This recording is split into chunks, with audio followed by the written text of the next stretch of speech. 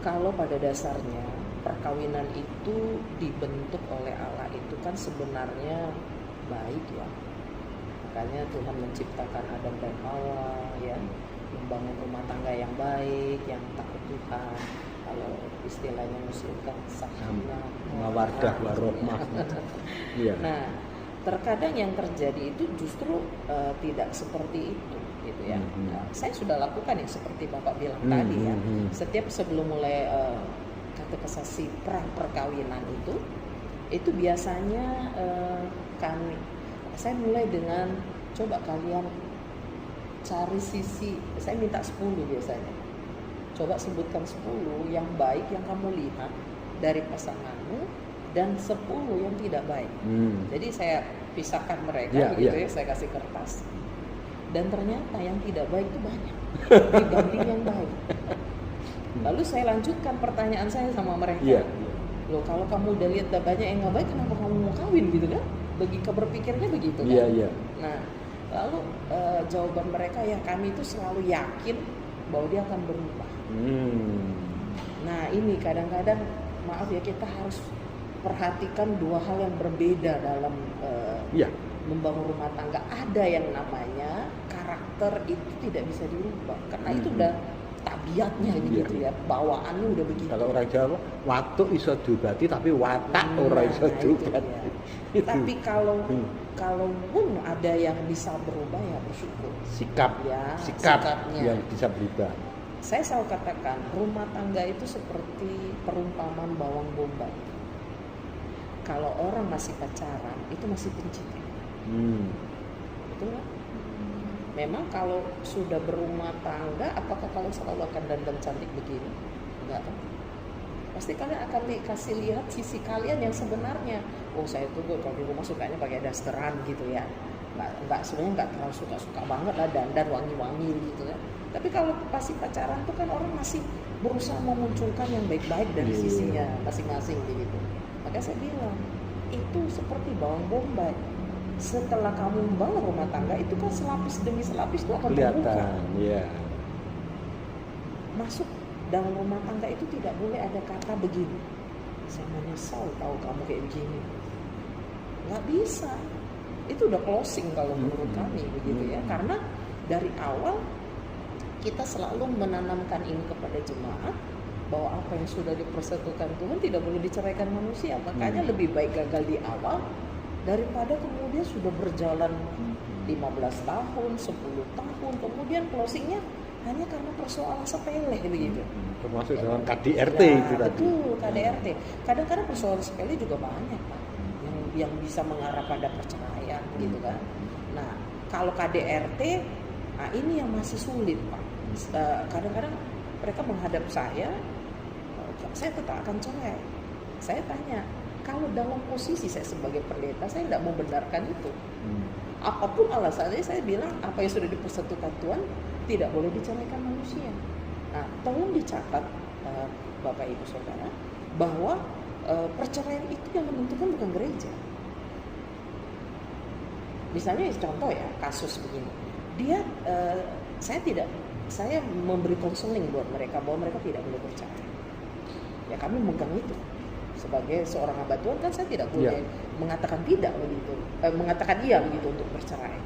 Nah, lalu kemudian saya bilang tidak. Setelah proses itu terjadi, saya berusaha merekonsiliasi supaya mereka ya artinya mencoba lagi untuk membangun rumah tangga itu. Lalu tiba-tiba mereka berdua pergi kemana ini? Untuk catatan sipil. Untuk pengadilan. Ya. Pengadilan. Untuk cerai. Kami nggak bisa bikin apa-apa. Iya, itu. Karena closingnya tetap di mereka. Gitu. Iya. Ya, artinya saya bilang tidak, mereka tetap cerai ya, saya nggak bisa bikin apa-apa. Iya. Begitu. Nah, ini yang saya mau katakan di awal kepada semua keluarga yang mau menikahkan keluarga, ingat anak berkeluarga itu hal yang baik. Tetapi bukan sebuah prestasi besar buat orang tua bahwa anaknya itu semua udah kawin. Pertanyaannya prestasi yang mana gitu. Prestasi yang berhasil itu kan misalnya dia punya anak 5 sudah berkeluarga semua bahagia. Itu prestasi. Kalau menurut saya. Kalau misalnya dia punya anak 5, sudah kawin semua, 3-nya cerai, 2-nya KDRT, itu bagi saya nggak prestasi. Mendingan anak itu hidup sendiri daripada dia kemudian harus mengalami rumah tangga yang menyakitkan seperti itu. Nah ini seringkali yang closingnya tuh kan, makanya kalau orang tidak berkeluarga, kalau kamu kelamaan milih loh. Saya bilang kalau misalnya mereka gangguin gitu ya, saya bilang dong, memang harus milih dong. Masa kamu mau milih suamimu nggak bekerja? Masa kamu mau milih hanya karena tampangnya gagal? Iya kan? Kan tentu yang kamu harus lihat di dalam diri laki-laki itu, apakah dia betul-betul mencintai kamu dengan apa adanya, dengan semua konsekuensi yang ada. Contoh, ketika kamu gak bisa punya anak, dia tetap gak cinta sama kamu. Ketika dia semarah apapun terhadap istrinya, mau gak dia tetap tidak main tangan? Betul kan? Kan harusnya begitu kalau dia cinta yang benar dengan kita. Karena sekarang ini banyak cinta tuh yang gak dewasa. Cinta tuh masih banyak kekanak-kanakan. Ya kan? Coba perhatikan Pak, kalau orang kawin tuh apa yang pertama yang dicari orang? Kekayaan. Oh bukan. Gelar. Bukan. Ketampanan. Bukan.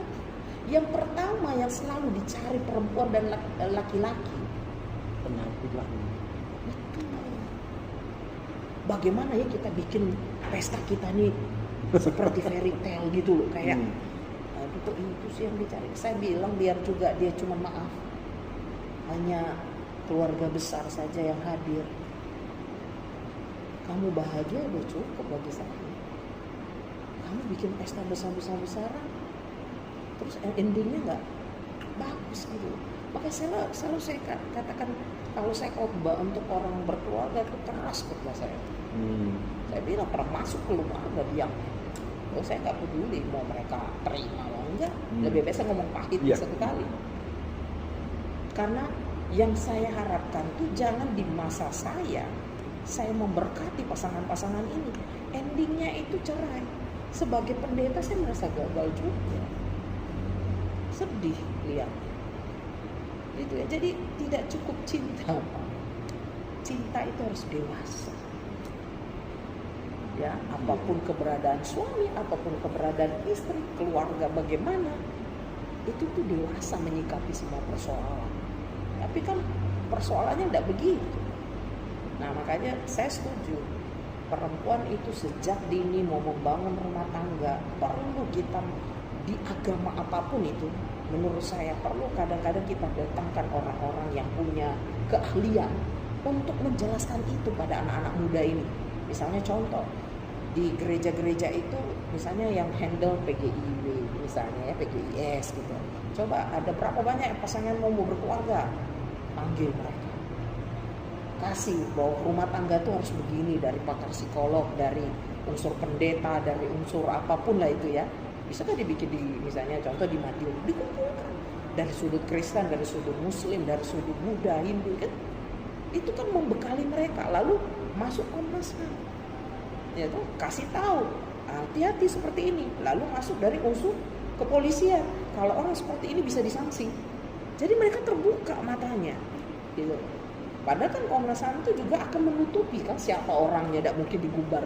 Karena sekarang tuh dasarnya orang tidak berani cerita, itu takut masalah itu kebocor di luar, itu. Ya, terus apalagi yang harus kita persiapkan? Nah itu tadi kata kesaksi pra perkawinan itu. Makanya kenapa di GPIB kami para pendeta itu di briefing dulu, maksudnya dipersiapkan dulu. Kita ada bukunya gitu untuk mengarahkan pasangan ini rumah tangga yang sesuai dengan ajaran Kristiani itu kayak apa. Nah ini yang cukup jadi PR saya, yang cukup berat di jemaat itu.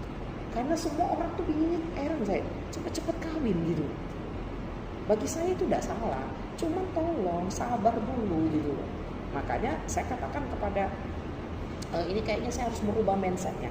Salah satu caranya adalah kami kan biasanya ada semacam warta jemaat gitu ya. Itu akan saya mulai masukkan di situ. Apa syarat-syarat orang mau kawin?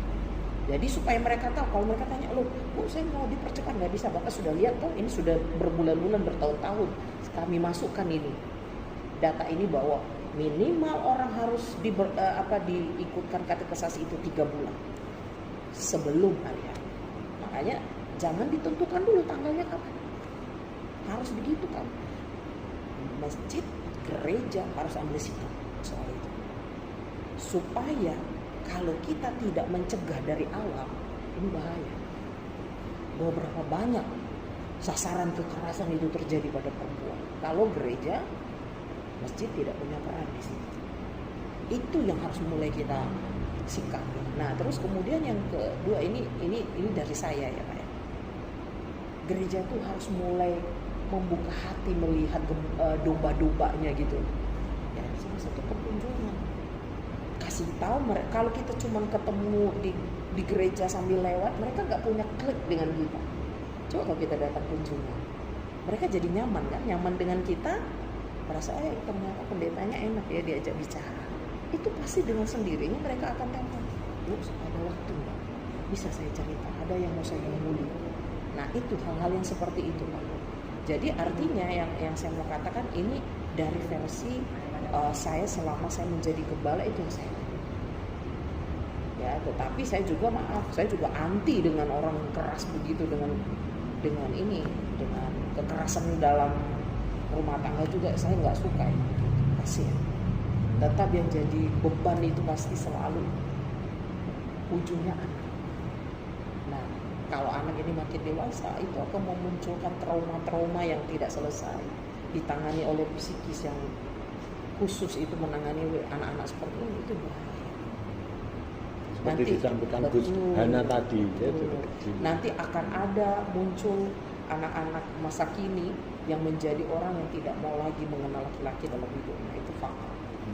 Nah, yang sering kali jadi persoalan itu kita tidak pernah punya badan khusus yang maksudnya di gereja-gereja yang menangani anak-anak yang korban begitu. Ya, selalu yang kita soroti itu siapa? Perempuan. Anak-anak itu ada nggak kita bawa ke psikolog untuk bisa dia keluar dari persoalan psikisnya ketika dia melihat tiap hari ibunya selalu